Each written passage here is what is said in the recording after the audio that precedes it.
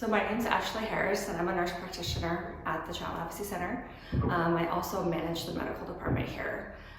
Along with being a nurse practitioner, I'm also a certified SANE nurse, which means Sexual Assault Nurse Examiner. I have that certification for the pediatric population and also the adolescents and adults. So over this past year, we've had a ton of changes in the medical department. One of those was bringing me on full-time. So prior to me starting, July of 2021, we had pretty part-time medical staff. So here a couple days a week or just came in as needed. So one of the big changes again is just staffing. So along with myself, since I've started, we have also hired a second nurse practitioner.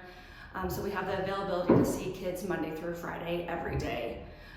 Before being able to see kids Monday through Friday, it was maybe Tuesdays and Thursdays or just when the provider had ability.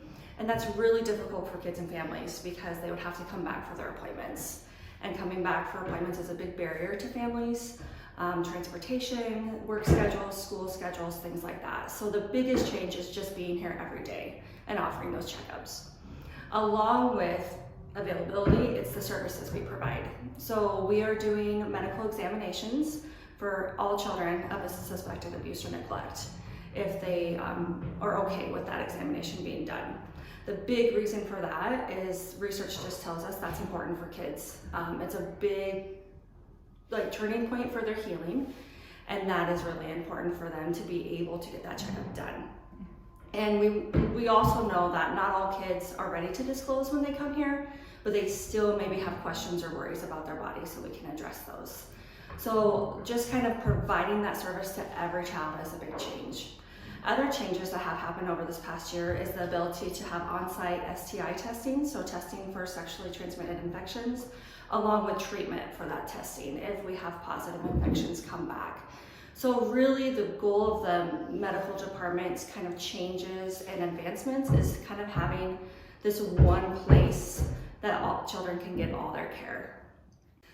So the medical department has had major change this past year, but we hope to continue to make that change. So we really want to keep expanding services.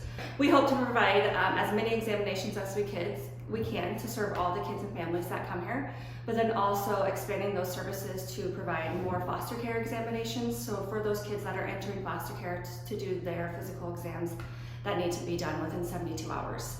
Another thing we hope to start is doing acute examinations. So for children that have had a recent abuse in the past 72 hours, we hope to provide that examination for them, as that is a different service.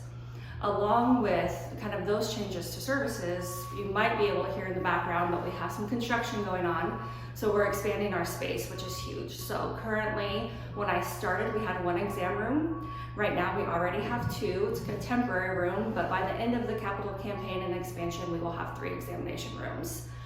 With more examination rooms, I hope will come more staffing. And again, that just allows us to serve the needs of the community in the rural areas.